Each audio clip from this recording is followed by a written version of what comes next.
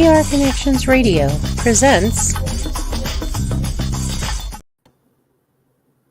Hello, and welcome back to another episode of the Professionals Podcast.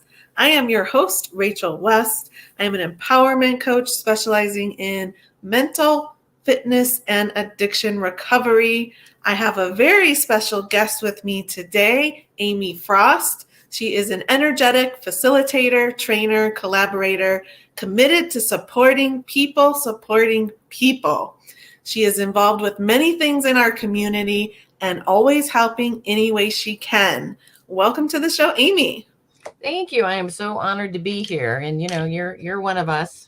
You're out there doing good work all the time and do it in a way that's fun. I think that's the trick, right? If you don't make it fun for people, they're not going to come and they're not going to stay. Exactly. Everybody wants an experience. So to get started, we're going to jump right in. Give us a quick 5-minute or so background in how you got to what you are doing today and what it is that you're doing today. Great. Okay. Let's see. I can do it.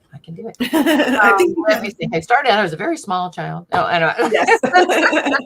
So I guess I'm just going to go for it. Are you ready? Here we go. Yeah, we're ready. So I remember, I don't even know how old I was, but I was really young. And I remember realizing I had this great power and that I could do all kinds of amazing things.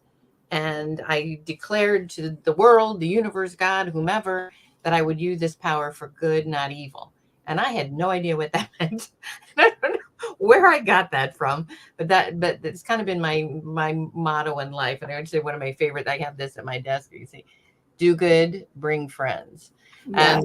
And that's what I live by. And if it ain't fun, it ain't done. That too. But I grew up in the military. I was born in a military base, MacDill Air Force Base. Lived there 6 months, and had the whole military child experience, the yays and the blehs. And at 18, I started working full time at the Department of Defense and going to school at night. So I've always loved business. My family is very business oriented. My great grandfather came from Denmark on the boat and started a hardware store, and then he had a chain of hardware store. And this is a Nielsen family thing. Every year they had an annual going out of business sale.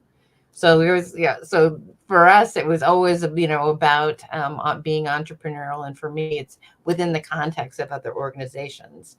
So I'm an entrepreneur, really more than an entrepreneur, and I'm working with lots of great organizations doing good work. So I get my bachelor's in business, and then I get into a 5-year intern program and in contracting. And every year I'd get a promotion, and I did everything I needed to empower myself in my career. I was always in HR. I was always what's available, what can I do? And that's one of the things I love to do, is help people empower themselves in their careers and their businesses, whatever that happens to be, because we're in charge whether we think we are or not, right? And I know you know that better than anybody. And so I did that, and I for 20 years helped build missiles for a living.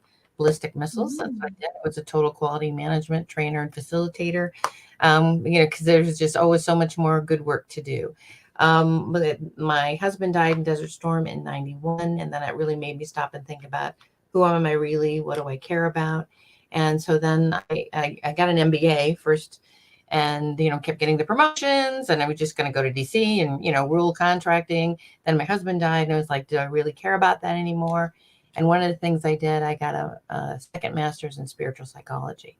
So I guess the parts of me are make it happen, make it happen, make it happen. And then the other part of me is, and why? Why do we care about any of that? Mm-hmm. And when I left the government, I did a lot. I taught for University of Phoenix pretty much full time for 5 years. Career and life skills. I have worked for employee assistance programs for many years, and I work with the Career Institute. And what we do is we work with companies and helping the employees and the leadership in playing nicely with each other's skills, as it were, right? And coaching the employees to empower themselves. And so it's a little bit of a delicate dance, because I mean, I've been in situations where I've worked with groups of people in an organization and they realized they didn't want to be there anymore. So that was good. And so I had to, like, I helped leave them and get them to leave in a way that would work for them and for the company. So today, a large part of my work is I work with a lot of really amazing organizations, help them do good work. And because of my background, I'm very passionate about helping veterans, but even more specifically, veteran spouses and adult children of veterans, which I'm an adult children. And for me, we've not had a voice. And I really want to help the spouses and family members to have a voice. We stand in service too. And so I guess that's kind of the Cliff Notes. I love that. And I feel like there's not a lot of resources for the spouses and children as there is for the veteran themselves. Yes. And there are some, but not a whole lot. And there's a difference between resources and support for military members and military spouses and veterans who are either they're not necessarily retired, they may be, but they're out for whatever reason, and their spouses. Like for myself personally, I got no support in how do you go from being a military spouse to a veteran spouse.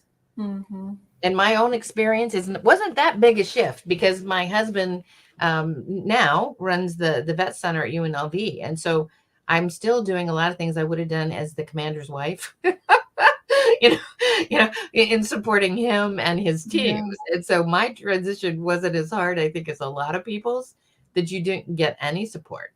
Really, nobody talked about the difference between when you're in active duty and when you're not. Yeah.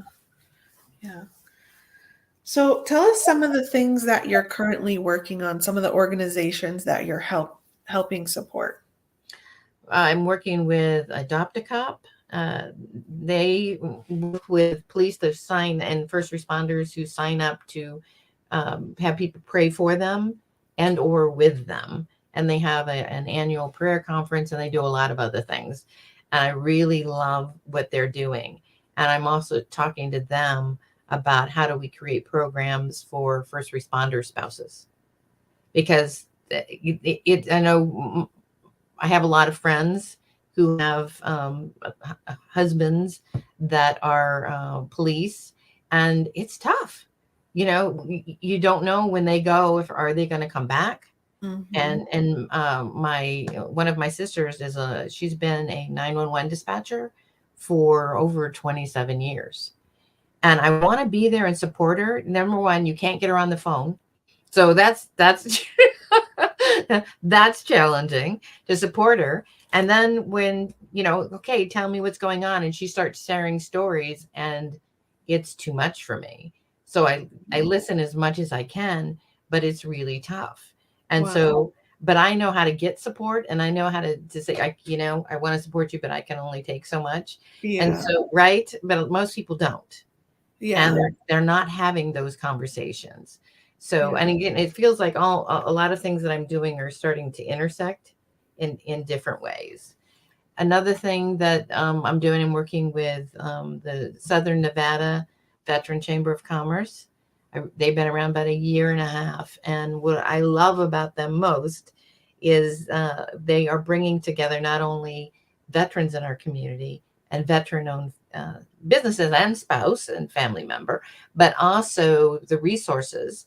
And Lester, who's the creator, he says, I'm not here to reinvent the wheel. What I'm doing is here to take great programs that are already existing and work with them and bring them together. And one of the things that he's doing, so here, the Mission Continues is an organization. It's a nonprofit that's been around for a while. And what they do is they create missions for veterans in different communities. And they're starting a chapter here in Vegas. And so I'm supporting, okay, so what would that look like? And what kind of things would we be doing? For me, with that, then they're going to be supporting schools or doing, cleanup projects and stuff like that. And that's really great. And for me, it's about, I like to call it a neighborhood watch. and really watching out for each other. Like I Mhm. watch people's social media and I Mhm. check in with people by text, email, different things to see how they're doing. And for me, the focus is, yeah, people out there doing good stuff, but people are not supporting them. And so how do I make sure I'm there for them and I do check-ins for them and making sure that's happening. And because we're all at risk, we're all at risk. And the people that are out there doing good work are not being supported. Mhm. And so that's one of the things I'm really, really passionate about. And of course, I talked about my husband, Ross, who runs the veteran program at the University of Las Vegas. They just had their 10th anniversary and they are nationally recognized, doing amazing, amazing work. And I do spend a lot of time keeping him in the game. And I support student veterans that are part of his programs and helping them to stay in the game too. It's a full-time job. Mhm. And in my spare time, I'm a writer. A lot of part of my work is I'm writing on a lot about work addiction and how Mhm. sometimes I have many pages, and at some point I need to just say, okay, I'm going to get finished and it's done. But what I'm calling it is a workaholic's guide to resilience at work. And I I love believe it. there's a lot of us out here and we Yes. all kid about work addiction. Ha ha, how funny is that? But Yeah. it destroys relationships. It destroys our health. It's a problem. And again, I want to bring it to light in a fun way, but a serious way. Yeah. Yeah. And a good friend of mine, she teases me. I don't know if she's really teasing, but she said you have this ability to get people, kind of grab them, take them down to the bottom of the ocean to do the work, and they don't even know what's happening until it's already done. And she Yeah. said, That's amazing. so part of that is I really love people and I really want to support them. And I'm like, what if a good friend of mine, Trinae, she and I have been threatening to write a book for years. And I think that's, again, I've got all these, it's not like I'm not busy and it's not like I don't have a lot to do, but calling it loving each other into strength, especially for women. Yeah. As women in the workplace, we have not been real collaborative. It's kind of like I've got mine, forget you, and we've been in our silos. I see that changing, not for everybody, but I'm not going to work with anybody, male or female, that isn't helping to love me into strength, and I'm loving them Yeah. into strength. It's Yeah. because I just don't have the time and energy for it at this point in my life. Mhm. So ask me questions. Anything, I'm doing Yeah. things. Yeah. So if someone is listening and they're struggling and they want support, but they're afraid to reach out or seek help or embarrassed to seek help, what advice could you give them to take a small action step forward? Great question. Number one, there's certainly look at counseling. If you're really struggling, if you find yourself crying all the time, maybe you can't get out of bed, you find everything is a major effort, please consider, finding some counseling. So let's just put that on the table and not have a stigma about that. If you need that support, there are so many great resources right that are out here now about using breathing techniques and different energy psychology techniques that I find are really helpful. What for me, the key is connecting with yourself. And please jump in here at any time, Rachel. Yeah. For me, that's meditating, but I'm only going to be meditating like 5 or 10 minutes, and I could do that. I'm going to throw a couple things out and have you, throw out things maybe yourself. Mhm. That for me, it's being in stillness, Mhm. and I don't have to do it very long, just 5 or 10 minutes. And the way my brain works, I have to set a timer because otherwise I'm looking at the clock, looking. So I Mhm. will set a timer and say, all right, just be. I'm not meditating. I'm not praying. I'm not doing anything other than being and Yeah. being in stillness. And do you do that? Do you take time just to be in stillness? I do. The first thing when I wake up in the morning is I set my phone my alarm in the room, my office, which is across from my room. So I have to get up to turn it off. Doing that helps your body start moving and start awake, but you're still kind of sleep mode. So then I go to the couch and I turn on the kitchen light where I am right now. So there's a little bit of light, but it's not super strong. So I can still kind of stay in that sleep zone, but I'm awake and aware. And that is the most fun time for me because I am just being, and I get some really good help me out. Awareness. Well, awareness, but I Pause. get Refreshment, right? As in refreshing your spirit, maybe. I'm thinking like I'm getting my brain is just in that state where things are coming in clear. I'm getting clarity on things that I might have been during the week or during the day where I don't have the focus. It comes to me in that time. I love that. And so knowing, do you do that other times during the day too? Just right when I wake up. Okay. So I'm just going to, you don't have to commit to anything or do anything. Yes. So I'm in my office and I have a door on it because the old days I didn't, and I would never not work. So, and I have a bell I ring to start the day and a bell I ring to stop the day. Workaholic. I do not get emails on my phone. So it's good. We have to manage ourselves. So in the next room, I have a prayer chair. And I'll go in there, even if it's just for a couple of minutes, to clear myself, and to get into that stillness. And I've kind of trained my body when I sit in that chair and take a couple of these breaths, I can go to stillness. Yes. Very cool. So not just saying it's great that what you're doing, but it might be good maybe a couple other times a day, to do that. So definitely connecting with yourself, lots of ways to do that.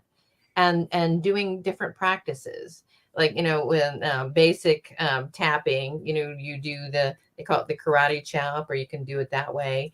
And just say to yourself, even though I'm not sure how this podcast is going to go, I still completely love and accept myself, even though who knows what's going to happen and how people are going to receive anything that we say. I still completely trust Rachel, and it's all going to be fine.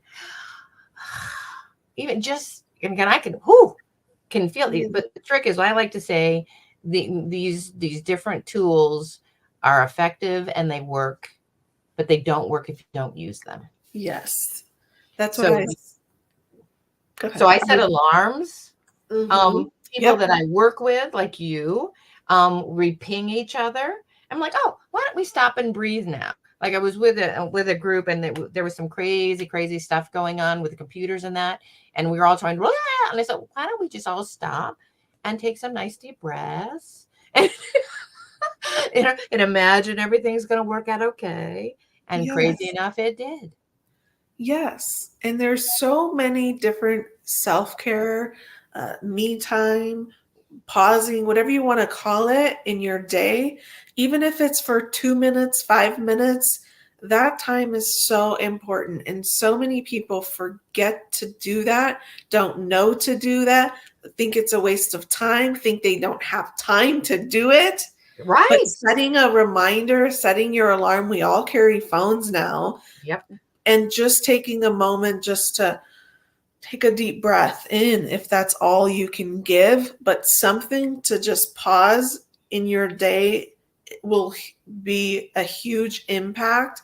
You do it once a day for a month and you'll see a significant change, even that small little thing. Absolutely. That you do. And, consider, what is your ringtone? A good friend of mine, hers is Tibetan bells. So when that goes, you're just like, so what your ringtone is could be important, right, in your daily practice. So having a practice and doing it, and there's a zillion tools. I know you teach a lot of them. I teach a lot of them. I'm always looking for new ones because I think our ego, our brain, however you want to make sense of this, will head you off at the pass if you're always doing the same thing. Yes. Right. So you need to trick it. Yes. Like I commit each weekend, I look at what tool am I going to use this week? And that's what I use. I do And the I same thing. try different ones, and just because things can get stale. It's like Yeah. working out your body. It's also right, your mental fitness, your emotional fitness, it's and your spiritual fitness. One of the things that my dear friend Dr. Kristen Miller and I talk a lot about is working with our souls, and asking our soul, what would you have me do now? What would you have me do now? And being in you and I've had this conversation about how do I do good work on the planet in a calm way instead of it happening right now. Yeah. I don't have any answers. I really don't. But number one, have a circle of support that you completely trust. I mean, we're all going to do stupid things, and and we may have to forgive ourselves and each other, and that's okay. But people who are willing to say, whatever, I made a mistake. Those, to me, I have 5, 6 people that I could give my wallets and all my passwords and never have to worry about it. Mm-hmm. And I have people all over the world. One of my closest friends, Sarah, is in England, so I can call her in my middle of the night, and it's her afternoon.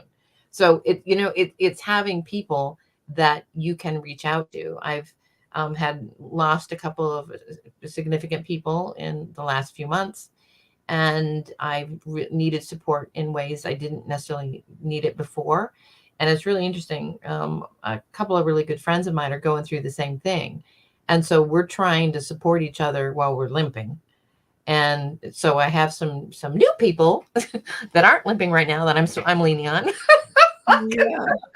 So you gotta have a pool of people, because we're all going through stuff, we're all dealing with stuff. And I know, and especially the kind of work that you and I do, we're supporting people who are going through a lot of stuff. Yes. And you know what, teachers are, first responders are, I mean, really, leaders are, everybody is.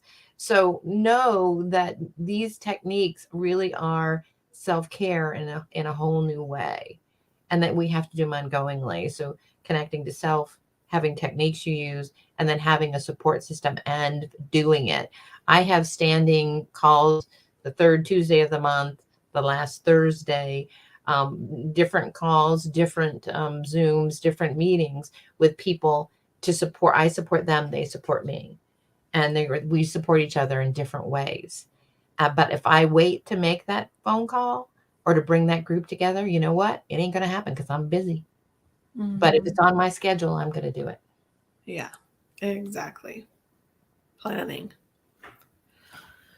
So I have a belief that on media in any form, we always see the glitz and the glam of a professional, but what we don't see is the behind the scenes, the personal things. So if someone is listening and they're going through a challenging time in their life or in their business or their career, what is something that you have done when you were in that position and helped you get through it? Somebody who's in the headspace of, I don't know how I'm going to get through this. This is a really challenging time. How could you help them have hope that they can get through it and will get through it? For me, having lost a spouse suddenly, everything got flipped upside down. Choosing to leave a job I was going to stay at for 30 years and left at 20. I've had many times that I've had to start over in my life. And even I'm in Las Vegas now, but I was in California for many years and really had an amazing career set up there. But the fellow that I happened to fall in love with, darn him, moved to Vegas. And so for 8 years, we were going back and forth. And then it was like, okay, I made the choice to give up that life to come to this life. So, so I've done this over and over and over again. So yes, I'm a big fan of that everything is possible, and there's times you've got to do the work. So for me, sometimes it's about, well, I guess it's a multi-pronged approach. Definitely get counseling, coaching, whatever you need. Have a variety of people, and knowing that when my husband died, I needed a different type of support than when I was changing careers. Just having career coaches, having nutritional specialists, different things. And kind of how I look, kind of the work I kind of see that I do is more like a project manager for people. It's kind of like, okay, what are the areas, that, and we're all working on something. Who are the people that you can get to support you, or what are the organizations that can support you? My work on the planet, I do one-on-one, but that's not really my calling. It never has been. It's really about working with people in groups, creating processes, creating systems. And I think part of that is I really know who I am now, and I know my processes. And I know, like, a really good friend, oh my goodness, I can't remember what I shared or didn't share with you. She has had a lot of health challenges. We've been really good friends for a long time. We were texting. She had pneumonia. She was in the hospital. And then all of a sudden she had a heart attack and she's gone. This was a week and a half ago. Mm-hmm. And I was like, it's still weird because it's like we're texting right till the end. And so I shut down for a couple of days, and I just told people I'm not going to meetings. I'm not doing things. I work with a lot of trauma specialists. So I said, I need help. And so I had some sessions with them. I've been really looking at what is my life now? Do I need to change things? And so it's an ongoing process. But number one, I know who I am. I know what I need. When people try to push me, there are certain people, it's so interesting for me. People are trying to help me. I really appreciate that. But they're trying to help me in a way that makes sense to them. Right. And I guess, thank you. That's not helpful for me right now. This is what I need from you. Yeah. So I think it's really important that you find out for yourself what you need. And then when it's like somebody today, I said, do you want to cancel this thing that we're doing? It's a lunch and an interview and all that. And this next week. And I'm like, oh gosh, no, for my mental fitness, please, can we do this? Me not doing that is not going to make me feel better. Yeah. But I appreciate that she asked me the question, and she was willing to, to do some major stepping to switch things around. That really means a lot to me. Yeah. And I could have very easily said, maybe she's right. Maybe I should do that. Then I thought, no, that's not what I want. That's not what I need. But yay me, right? Yes. I knew that, and I immediately responded thanking her, but saying, can we please just still do it? Yeah. And I want to add to give yourself some grace, because we plan and we think things are going to go one way, and it doesn't always work out that way. And we go through a barrier or a bump in the road, or however you want to say that analogy, to really lead us down the path we're supposed to go on. And there's always a learning or lesson in that time. So that's your time to focus on you. That is your time to find the lesson to help you get through it. So when you're on the other side, you know how to move forward. And then you can give back and help the person that's coming behind you that's going to go through the same thing. And that's a really good point. We're always mentoring somebody, and we're always being mentored by someone, and always remembering that. And sometimes for me, it's in communicating with others, I have my aha moments. So, but there are certain people that I'm going to do that with, and others I'm not. Right. So again, that's part of knowing your process and what is your support team. There are certain people who are just going to confuse me. Right. And one of my favorites, you got to be careful of this, is there are people who want to help you because that's where they get their thrills. Yes. But it's not really about you. That is true too. Yeah. Right. Yeah. So again, knowing yourself, having different practices, getting professional help in many different arenas, again, and knowing that can change over time. And somebody that you've been working with for a while may not work for you anymore. And you can work with a multitude of people. I have several people that I work with in different areas. Yes. And just having the courage to change things when you need to. Yes. Yes. So what does being a professional mean to you? Living consciously. For me, it's doing critical thinking, using my intuition, working really hard to develop skills, and doing good work on the planet. And I'm a humanitarian. Sometimes I get paid for what I do, and sometimes I don't. Well, that's not really true. I'm always paid, but sometimes I'm paid in appreciation. right? Yes. Yeah. Or different ways, because we're very, and if you're not getting paid, you might not look at that. Yes. That is true. Yes. So how can people get in contact with you if they want to connect with you? The easiest way is to email me. My website is amyfrost.com, and my email, again, try to make things simple and easy. Just Amy, AMY, at amyfrost.com. And my thing is being the go-to person. If I can't help you, I would be honored to try to help you find help in some way. Again, there's lots of great organizations and lots of great people doing good work. It's there for you. If you need help in whatever arena it is, I promise it's there for you. You just have to reach out. Yes. Reaching out is the first step, and it feels hard, but it is easy. People And you don't have to know, the outcome. You don't have to know, where it's going. Just Yeah. reach. Yes. Any last parting words of wisdom? Figure out what you're here to do and do it and enjoy it.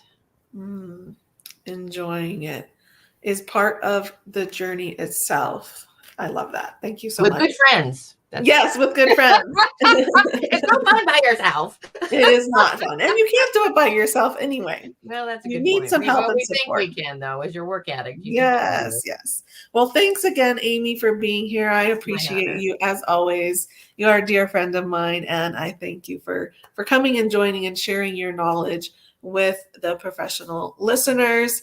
Again, we'll be back here next month on the first Wednesday, which is June 7th, with another special guest. So tune in and look for that event, and we will see you then. Thank you for the work you're doing. Thank you, Amy.